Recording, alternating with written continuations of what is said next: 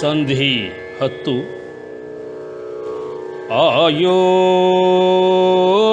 ಆಯೋಜಿಸಿದ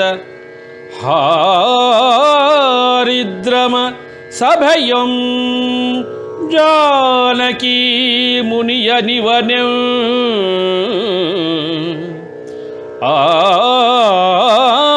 ಆಯೋಜಿಸಿದ ಹಾರಿದ್ರಮ ಸಭೆಯಂ ಜಾನಕಿ ಮುನಿಯ ನಿವನೆಂ ಸತ್ಯಕಾಮಜಾಬಾಲಿ ಕರ್ತನೆಂ ಸಾಧಿಸುವಳೆಂ ಸತ್ಯಕಾಮಜಾಬಾಲಿ ಕರ್ತನೆಂ ಸಾಧಿಸುವಳೆಂ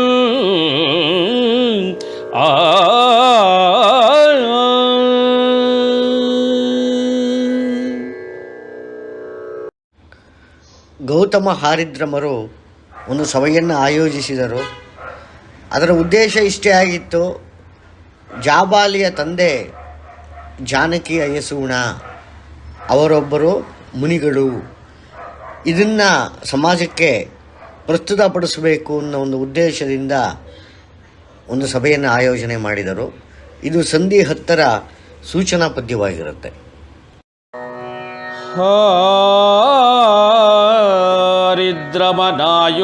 ಹಾರಿದ್ರಮನಾಯೋಜಿಸಿದನೋ ಸಭೆಯಂ ಹಾರಿದ್ರಮನಾಯೋಜಿಸಿದನೋ ಸಭೆಯಂ ಮಧ್ಯಮೋತ್ತಮೋಧಮರಿಗೆ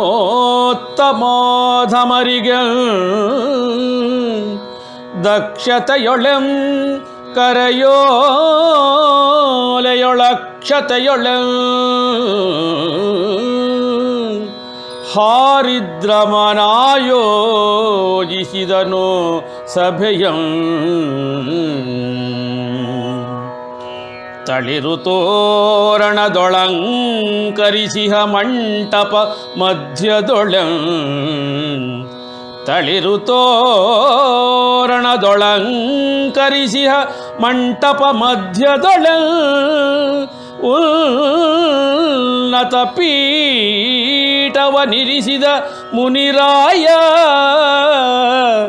ಎನ್ನನಲ್ ಕುಳಿಸಲೆಂ ಆ ಆ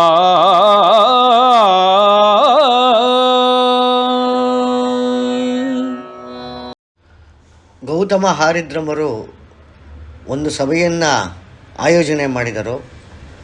ಅದು ಮಧ್ಯಮರಿಗೆ, ಅಧಮರಿಗೆ, ಉತ್ತಮರಿಗೆ, ಎಲ್ಲರಿಗೂ ಬಹಳ ದಕ್ಷತೆ ಇತ್ತು. ಅದರಲ್ಲಿ ಅವರೆಲ್ಲರಿಗೂ ಕರೆಯೋಲೆ ಕಳಿಸಿದರು, ಜೊತೆಗೆ ಅಕ್ಷತೆಯನ್ನು ಕೂಡ ಇಟ್ಟಿದ್ದರು. ಆ ಸಭೆ ಹೇಗಿತ್ತು ಅಂದರೆ, ತಳಿರು ತೋರಣಗಳಿಂದ ಅಲಂಕರಿಸಿದರು. ಮಧ್ಯದಲ್ಲಿ ಒಂದು ಮಂಟಪ ಇತ್ತು, ಅಲ್ಲೊಂದು ಪೀಠ ಇತ್ತು. ಅದು ಯಾತಕ್ಕೆ ಅಂತಂದರೆ, ಜಾಬಾಲಿಗಳನ್ನು ಕುಳ್ಳಿರಿಸಿ ಅವರನ್ನು ಸತ್ಯಕಾಮರಾಗಿದ್ದಾರೆ ಅಂತ ಸಮಾಜಕ್ಕೆ ತಿಳಿಯಪಡಿಸಬೇಕಾಗಿತ್ತು. ಮತ್ತು ಅವನ ಮಹತ್ತರ ಉದ್ದೇಶ, ಅವನ ತಂದೆ ಯಾರು ಅನ್ನೋದನ್ನು ಪ್ರಸ್ತುತಪಡಿಸಬೇಕಾಗಿತ್ತು ಅಂತ ಜಾಬಾಲಿಗಳು ತಮ್ಮ ಅನುಭವದ ಮೂಸೆಯಿಂದ, ನೆನಪಿನಾಳದಿಂದ ನಮಗೆ ಹೇಳ್ತಾ ಇದ್ದಾರೆ. ಅತಿಥಿ ಅಭ್ಯಾಗತರೊಡೆ ಆಗಮಿಪ ಮುಖ್ಯಸ್ಥರಿಗೆ ಅತಿಥಿ ಅಭ್ಯಾಗತರೊಡೆ ಆಗಮಿಪ ಮುಖ್ಯಸ್ಥರಿಗೆ ಯೋಗ್ಯತೆಯೊಳಾದರಿಪ ಜೊತೆಗೆ ಮರ್ಯಾದೆಯೊಳುಪಚಾರಕ್ಕೆ ಶುಚಿರುಚಿ ಆಹಾರ ವ್ಯವಸ್ಥಿತವಿರೇ ಶುಚಿರುಚಿ ಆಹಾರ ವ್ಯವಸ್ಥಿತವಿರೇ ಅಮಿತೋತ್ಸಾಹದೊಳೆಂ ಉತ್ಸವ ಕ್ರಮದೆಂ ಅರ್ಘ್ಯಪಾನಗಳಿತ್ತು ಚಾರಿಕೆಯೊಳೆ ಅಮಿತೋತ್ಸಾಹದೊಳೆಂ ಉತ್ಸಾಹದೊಳೆಂ ಉತ್ಸವ ಕ್ರಮದೆಂ ಅರ್ಘ್ಯಪಾನಗಳಿತ್ತೋ ಚಾರಿಕೆಯೊಳೆಂ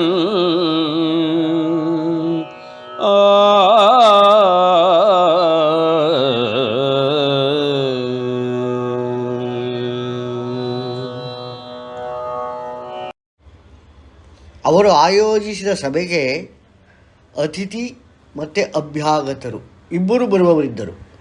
ಅಂದರೆ ಇಲ್ಲಿ ಅರ್ಥ ಏನು ಅಂದರೆ, ಅಭ್ಯಾಗತರು ಅಂದರೆ ಆಹ್ವಾನವನ್ನು ಸ್ವೀಕರಿಸಿದವರು, ಅತಿಥಿ ಅಂದರೆ ಇವರು ಕರೆದಿರಲ್ಲ, ಆದರೂ ಈ ವಿಚಾರ ಕೇಳಿ ಕುತೂಹಲದಿಂದ ಬರುವವರು. ಈ ರೀತಿ ಅತಿಥಿ ಮತ್ತು ಅಭ್ಯಾಗತರು ಇಬ್ಬರೂ ಕೂಡ ಬರುವವರಿದ್ದರು. ಅದರಲ್ಲಿ ಕೆಲವರು ಮುಖ್ಯಸ್ಥರಿದ್ದರು. ಒಬ್ಬೊಬ್ಬರಿಗೂ ಒಂದೊಂದು ರೀತಿಯಾದ ಯೋಗ್ಯತೆ ಇತ್ತು, ಮರ್ಯಾದೆ ಇತ್ತು. ಹಾಗಾಗಿ ಅವರವರ ಯೋಗ್ಯತೆ ಮರ್ಯಾದೆಗೆ ತಕ್ಕಂತೆ ಉಪಚಾರವನ್ನು ಏರ್ಪಡಿಸಿದರು. ಶುಚಿಯಾದ ರುಚಿಯಾದ ಆಹಾರ ವ್ಯವಸ್ಥೆಯಾಗಿತ್ತು. ಉತ್ಸಾಹ ಮಿತಿಮೀರಿತ್ತು. ಅರ್ಘ್ಯಪಾನಾದಿಗಳನ್ನು ಕೂಡ ಇವರು ವ್ಯವಸ್ಥೆ ಮಾಡಿದರು. ಇದೆಲ್ಲವೂ ಕೂಡ ಚಾರಿಕೆ ಮಾಡ್ತಾರಲ್ಲ ಅವರುಗಳು ಮಾಡ್ತಾಯಿದ್ರು. ಆಶ್ರಮದಲ್ಲಿ ಚಾರಿಕೆ ಮಾಡುವವರಿಗೂ ಕೂಡ ಒಂದು ಸಂಹಿತೆ ಇರ್ತದೆ, ಅಂದರೆ ಕೋಡ್ ಆಫ್ ಕಂಡಕ್ಟ್ ಇರ್ತದೆ. ಆ ರೀತಿಯಾಗಿ ಅವರು ಕೂಡ ಮಾಡ್ತಾಯಿದ್ರು.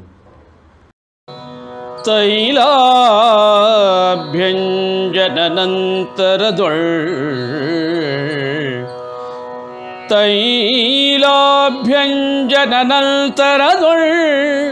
ಬಿಗಿದು ಜಟೆ ಮಾಡೆ ಮಡಿ ಪಂಚಗೆ ಶಲ್ಯವಂ ತೊಡಿಸಿದ್ದಳಮ್ಮಯನಗೆ ಸಂಭ್ರಮದಲೆ ವಿಭೂತಿ ಧೂಳಿತದೊಳ್ ಅಯೋಮಯನಾಗೆ ವಿಭೂತಿ ಧೂಳಿತದೊಳ್ ಅಯೋಮಯನಾಗೆ ಒಡನೆ ಕೇಳ್ದೆನೋ ನಾನವಳ ನೀಗೆಂ ಜರುಗಿ ಪಸಬೆಯದೀಂ ಏತಕೆಂ ಒಡನೆ ಕೇಳ್ದೆನೋ ನಾನವಳ ನೀಗೆಂ ಜರುಗಿ ಪಸಬೆಯದೀಂ ಏತಕೆಂ ಆ ಆ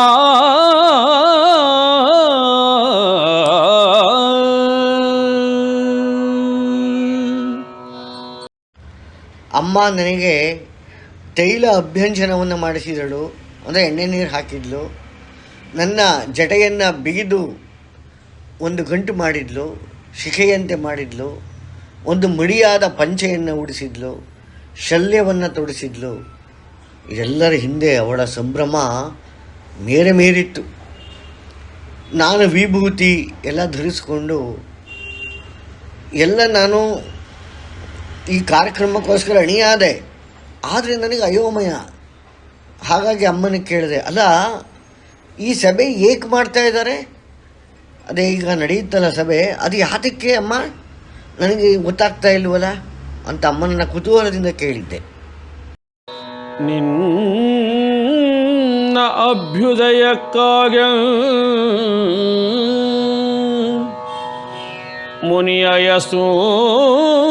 ಮುನಿಯಯಸೂಣನಿವ ನಿನ್ನ ಜನುಮದಾತನೆ ನಿನ್ನ ಅಭ್ಯುದಯಕ್ಕಾಗ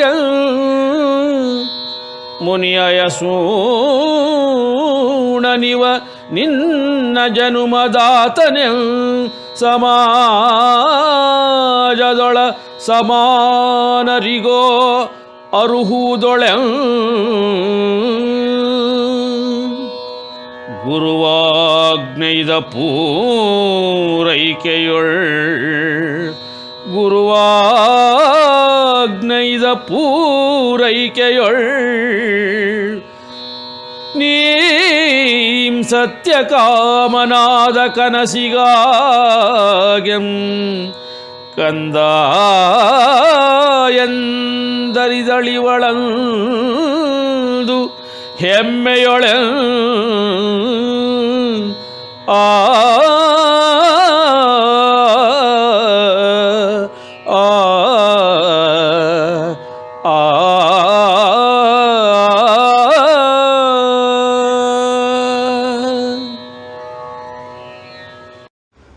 ಅಮ್ಮ ಒಂದು ರೀತಿಯಾದ ಹೆಮ್ಮೆಯಿಂದ ಹೇಳ್ತಾಳೆ, ನಿನ್ನ ಅಭ್ಯುದಯಕ್ಕಾಗಿಯೇ ಕಂದ ಗುರುಗಳು ಈ ಒಂದು ಸಭೆಯನ್ನು ಮಾಡಿದ್ದಾರೆ.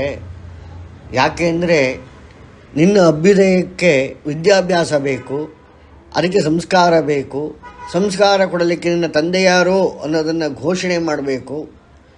ಇದನ್ನು ಸಮಾಜದಲ್ಲಿ ವಿವಿಧ ಹಂತದಲ್ಲಿರುವ ಯೋಗ್ಯತೆಯಲ್ಲಿರುವ ಮರ್ಯಾದೆ ಹೊಂದಿರುವ ಮಾನವಂತರು ಇದನ್ನು ಅಂಗೀಕಾರ ಮಾಡಬೇಕು. ಹಾಗಾಗಿ ಈ ಸಭೆಯನ್ನು ಮಾಡಿದ್ದಾರೆ.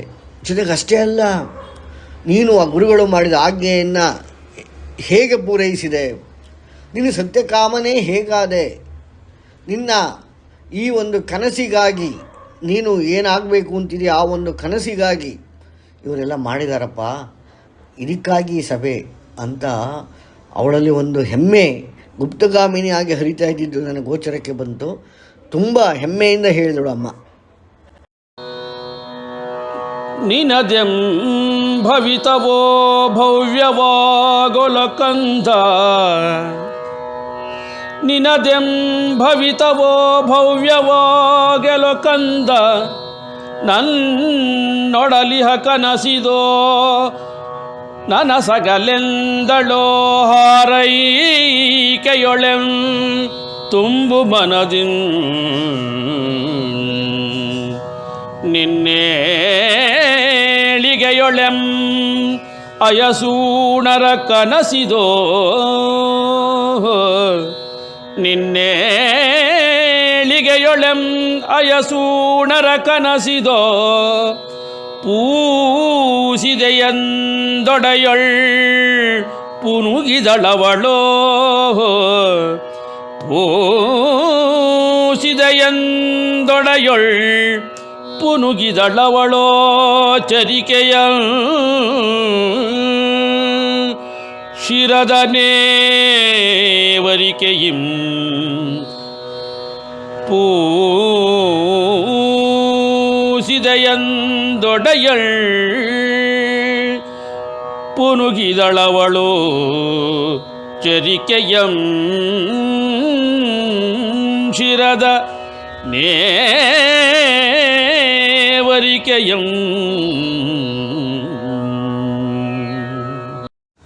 ನಿನ್ನ ಭವಿಷ್ಯ ಭವ್ಯವಾಗಲಿ ಕಂದ, ನಿನ್ನ ಮನಸ್ಸಿನ ಆಳದಲ್ಲಿರುವಂತಹ ಕನಸೇನಿದೆ ಅದು ನನಸಾಗಲಿ ಕಂದ ಅಂತ ಮನಸ್ಸನ್ನು ತುಂಬಿಕೊಂಡು ಅಮ್ಮ ನನಗೆ ಹಾರೈಸಿದಳು. ನಿನ್ನ ಈ ಏಳಿಗೆಯಲ್ಲೇ ಜಾನಕಿ ಅಯಸೂಣರ ಕನಸು ಕೂಡ ಅಡಗಿದೆಯಪ್ಪ, ಅಂದರೆ ನಿನ್ನ ತಂದೆಯವರ ಕನಸು ಕೂಡ ಇದರಲ್ಲಿದೆ ಅಂತ ಹೇಳಿ ನನ್ನ ಶಿರವನ್ನು ನೇವೇರಿಸುತ್ತಾ ನನ್ನ ನೆತ್ತಿಯನ್ನು ಮೂಸಿ ನೋಡಿ ಅಮ್ಮ ಬಹುದೀರ್ಘವಾದ ಉಸಿರಿನಿಂದ ಇದೆಲ್ಲವನ್ನು ನನಗೆ ಹೇಳಿದಳು. ಅಂತರಂಗಮಂಡಿತ ವಿಶ್ವಾಸದಿಂ, ಅಂತರಂಗಮಂಡಿತ ವಿಶ್ವಾಸದಿಂ, ಖಂಡಿತದೊಳ್ ನಡೆದನೋ ಸಭಾ ಮಂಟಪಕ್ಕೆಂದುತ್ಸಾಹದಿಂ, ನಮಿಪೆ ಜಬಳೆಗೆಂ ಸತಿಯ ಜೊತೆಗೆಂ ಋಷಿಮುನಿ ಜ್ಞಾನಿಗಳೊಡೆ, ಸತಿಯ ಜೊತೆಗೆ ಋಷಿಮುನಿ ಜ್ಞಾನಿಗಳೊಡೆ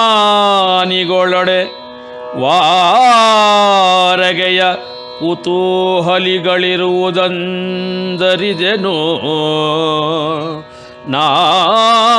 ಮನವನಿರಿಸೆ ಮನವನಿರಿಸೆ ಸೂಕ್ಷ್ಮದೊಳೆಂ.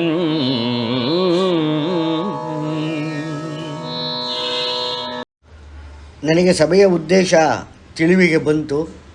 ಎದ್ದು ನಿಂತು ಅಮ್ಮನಿಗೆ ನಮಸ್ಕರಿಸಿದೆ. ನನ್ನ ಅಂತರಂಗದಲ್ಲಿ ವಿಶ್ವಾಸ ನಿಶ್ಚಿತವಾಗಿ ಖಂಡಿತ ರೀತಿಯಲ್ಲಿ ಮಂಡಿತವಾಗಿತ್ತು. ಅಮಿತವಾದ ಉತ್ಸಾಹ ನನ್ನಲ್ಲಿ ಜರುಗಿತ್ತು. ಹಾಗಂತ ಸಭೆಗೆ ನಾನು ನಡ್ಕೊಂಡು ಹೋದೆ. ಅಲ್ಲಿ ಹೋಗಿ ಸೂಕ್ಷ್ಮವಾಗಿ ಗಮನಿಸಿದಾಗ ತನ್ನ ಪತ್ನಿಯ ಜೊತೆಗೆ ಗುರುಗಳು ಕೂಡ ಇದ್ದಾರೆ, ಉಳಿದ ಋಷಿಗಳು, ಮುನಿಗಳು, ಜ್ಞಾನಿಗಳು ಇದ್ದಾರೆ. ಎಲ್ಲರಿಗಿಂತ ಜೊತೆಗೆ ನನ್ನ ಸಹಪಾಠಿಗಳು ಅಂತ ಇದ್ರಲ್ಲ, ಅವರೆಲ್ಲ ಕುತೂಹಲ ಕಣ್ಣುಗಳಿಂದ ನನ್ನ ನೋಡ್ತಾ ಇದ್ದಾರೆ. ನನ್ನ ಜೊತೆಗೆ ಇದ್ದವ ಏನನ್ನು ಮಹತ್ತನ್ನು ಸಾಧಿಸಿದವ, ಏನನ್ನು ಸಾಧಿಸಿದ ಇವನು, ಎಲ್ಲವನ್ನು ಕೇಳಬೇಕು ಅನ್ನೋ ಕುತೂಹಲದಿಂದ ಅವರು ಕೂಡ ನೋಡ್ತಾ ಇದ್ದಾರೆ. ಈ ರೀತಿ ಸಭೆಯನ್ನು ನಾನು ಸೂಕ್ಷ್ಮತೆಯಿಂದ ಅರಿತುಕೊಂಡೆ. ಸದರೊಳ್ಳೆಂ ಜಾನಕಿ ಇವನಿರಬಹುದೆನ್ ಅವಲೋಕಿಸೇ. ಸದರೊಳೆಂ ಜಾನಕಿ ಇವನಿರಬಹುದೆಂದವಲೋಕಿಸೆ. ಹಾರಿದ್ರಮಗೆ ನಮಿಸೆ. ಪ್ರತಿಷ್ಠಿತನಾದೆ ನಾಂ ಆಸನದೆ ನಯತಿಂ. ಗುರುವ ಮೊಗದಾರವಿಂದದೊಳಿ. ಗುರುವ ಮೊಗದಾರವಿಂದದೊಳಿ ಮಂದಹಾಸವಿಣುಕಿತೋ. ಸಭಯ ಸದರೊಡೆಗೆಂ ಅವಲೋಕನದೊಳೆಂ. ಸಭೆಯ ಸದರೊಡೆಗೆಂ ಅವಲೋಕನದೊಳೆಂ. ಪ್ರೌಢಮನದಿಂ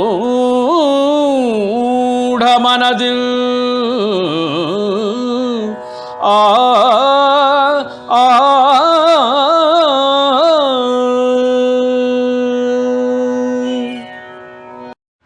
ಸಭಾ ಅಂದರೆ ಸಹಭಾವನೆಯನ್ನು ಹೊಂದಿರುವುದು ಅಂತ ಅರ್ಥ. ಅಂದರೆ ಎಲ್ಲರೂ ಒಂದೇ ಉದ್ದೇಶಕ್ಕೆ ಸೇರಿದ್ದಾರೆ, ಅಲ್ಲಿ ಒಂದೇ ಭಾವನೆಯನ್ನು ಹೊಂದಿದ್ದಾರೆ. ಇಂತಹ ಸದಸ್ಯರಿಂದ ತುಂಬಿರುವಂತಹ, ಸಹಭಾವದಿಂದ ತುಂಬಿರುವಂತಹ ಸಭೆಯಲ್ಲಿ ನನ್ನ ತಂದೆ ಜಾನಕಿಯ ಯಸೂಣ ಏನಾದರೂ ಬಂದಿರಬಹುದಾ ಅಂತ ಒಂದು ಕುತೂಹಲದಿಂದ ಹಾಗೆ ಕಣ್ಣಿನಲ್ಲೇ ಹುಡುಕಿದೆ. ಆಗ ಅದನ್ನು ತೋರಿಸ್ಕೊಡದಲ್ಲೇ ನನಗೆ ತೋರಿಸಿಕೊಟ್ಟಿದ್ದ ಆಸನದಲ್ಲಿ ಒಂದು ರೀತಿಯಾದ ಪ್ರತಿಷ್ಠೆಯಿಂದ ನಾನು ಕೂತ್ಕೊಂಡೆ. ಆದರೆ ನನ್ನಲ್ಲಿ ನಯವಿನಯಗಳು ಕೂಡ ಇತ್ತು. ಅಲ್ಲಿ ನೋಡ್ತೀನಿ, ನಮ್ಮ ಗುರುಗಳು ಗೌತಮ ಹಾರಿದ್ರಮರ ಮಗಾರವಿಂದದಲ್ಲಿ ಒಂದು ಮಂದಹಾಸ ಇಣುಕ್ತಾ ಇತ್ತು. ಅವರು ಒಂದು ಪ್ರೌಢತೆಯಿಂದ ಕೂಡಿದ ಮಗದೊಂದಿಗೆ, ಭಾವದೊಂದಿಗೆ ಅಲ್ಲಿ ನೆರೆದಿದ್ದ ಸಭಾ ಸದಸ್ಯರುಗಡೆ ನೋಡ್ತಾ ಇದ್ದಾರೆ, ಅವಲೋಕನ ಮಾಡ್ತಾ ಇದ್ದಾರೆ. ಗುರುವ ಸ್ವಸ್ತಿ ವಾಚನವಂ ಬ್ರಾಹ್ಮಣರೊಡನೆ ಪಠಿಸೇ.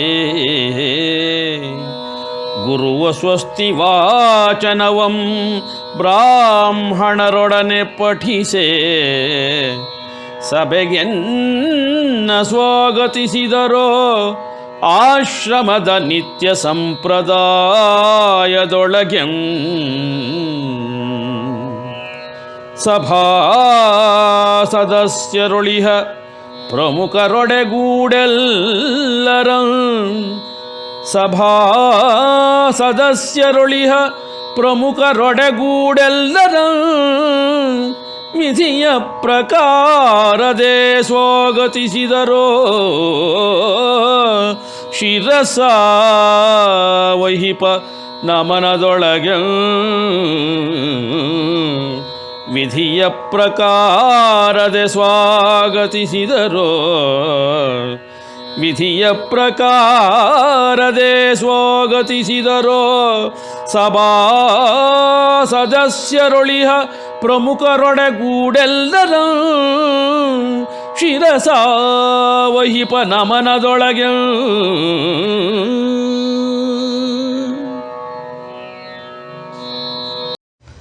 ಗುರುಗಳಾದ ಗೌತಮ ಹಾರಿದ್ರಮರು ಮೊದಲು ಸ್ವಸ್ತಿ ವಾಚನವನ್ನು ಆರಂಭ ಮಾಡಿದರು. ಅವರ ಜೊತೆಗೆ ಅಲ್ಲಿ ನೆರೆದಿದ್ದ ಎಲ್ಲ ಬ್ರಾಹ್ಮಣರು ತಮ್ಮ ಧ್ವನಿಯನ್ನು ಸೇರಿಸಿದರು. ಆ ಪಠಣವಾದ ನಂತರ ಆ ಸಭೆಗೆ ಮುಖ್ಯಸ್ಥನಾಗಿದ್ದ ನನ್ನನ್ನು ಸ್ವಾಗತಿಸಿದರು. ಇದು ನನಗೊಬ್ಬನಿಗೆ ಅಂತಲ್ಲ, ನಾನು ಹಿಂದೆನೇ ನೋಡಿದ್ದೆ. ಇದು ಆಶ್ರಮದಲ್ಲಿ ಯಾರಾದರೂ ಮುಖ್ಯಸ್ಥರು ಬಂದಾಗ ಮಾಡುತ್ತಿದ್ದದ್ದು, ಅನುಸರಿಸುತ್ತಿದ್ದಂತಹ ಸಂಪ್ರದಾಯವೇ ಇದಾಗಿತ್ತು.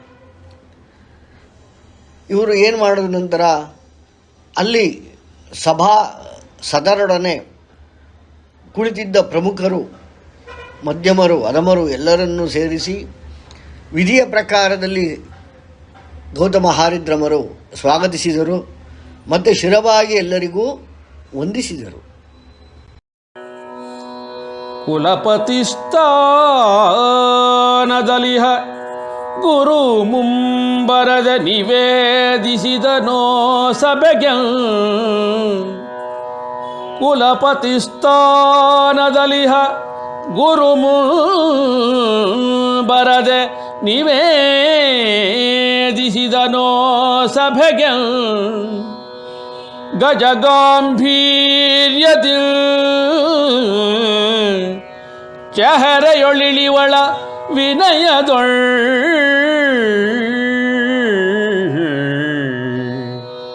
ನೆರೆದಿರುವವರಿಗೆಲ್ಲರಿಗೆಂ ವಂದಿಸೆ.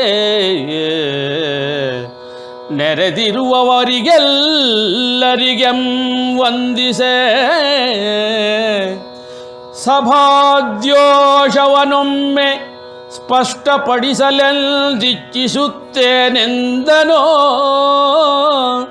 ಸಭಾದ್ಯೋಷವನೊಮ್ಮೆ ಸ್ಪಷ್ಟಪಡಿಸಲೆಂದಿಚ್ಛಿಸುತ್ತೇನೆಂದನೋ ಸಭಿಕರಿಗೆ. ಸಭಾದ್ಯೋಷವನೊಮ್ಮೆ ಸ್ಪಷ್ಟಪಡಿಸಲೆಂದಿಚ್ಛಿಸುತ್ತೇನೆಂದನೋ ಸಭಿಕರಿಗೆ.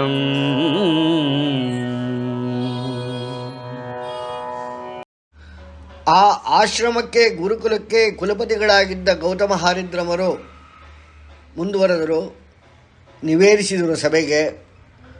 ಅವರಲ್ಲಿ ಗಜಗಾಂಭೀರ್ಯ ಮನೆ ಮಾಡಿದ್ದರೂ ಕೂಡ ವಿನಯ ಮುಖದಲ್ಲಿ ಪ್ರತಿಫಲಿಸ್ತಾ ಇತ್ತು. ಅವರು ಅಲ್ಲಿ ನೆರೆದಿರುವ ಎಲ್ಲರಿಗೂ ವಂದಿಸಿದರು.